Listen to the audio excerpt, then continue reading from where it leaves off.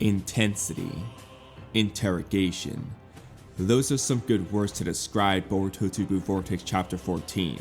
And with the spoilers coming out, there's a few things I want to focus on real quick. So the first is Jura. He was straight up stated to be the incarnation of the Tentals like I predicted several months ago. There's no ifs and or buts. Jura is the Tentals, plain and simple. However, this does not mean that every other theory is thrown out the window.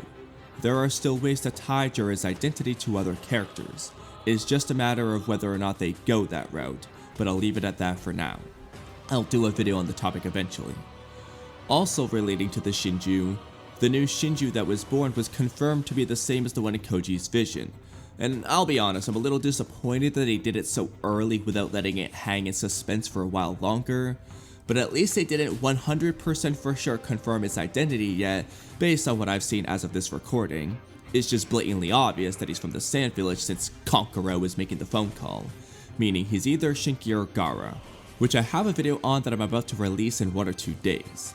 And just to briefly discuss it, this new Shinju, which has been confirmed to be the one in Koji's vision, looks like Shinki much more so than Gaara, but it's just too obvious, and I hate to say it like this, but it makes for boring storytelling.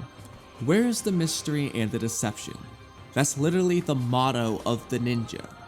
Having Shinki be more of a red herring to disguise the foreshadowing of Gaara being the Shinju is much more interesting, and more importantly, Gaara as a Shinju is just like 20 times better from a story, character, and thematic perspective, which I explained greatly in that Gaara video I mentioned.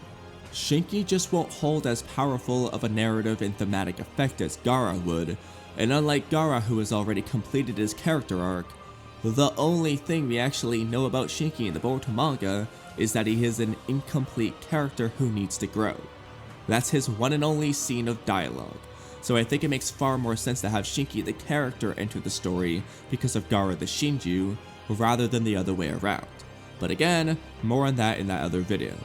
Now the next two things I want to bring up is that I enjoy Boruto's simultaneous secrecy and persistency that he displays throughout this interrogation.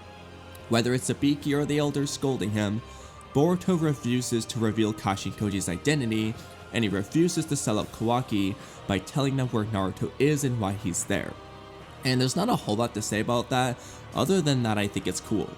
I guess Kawaki's knowledge about Koji is a wild card to keep an eye on, since Kawaki very easily could just reveal that Boruto is working with Kashi Koji from Kara if he wanted to, but it would also be interesting if he chose not to divulge that information, almost as a thank you to Boruto for not selling him out either.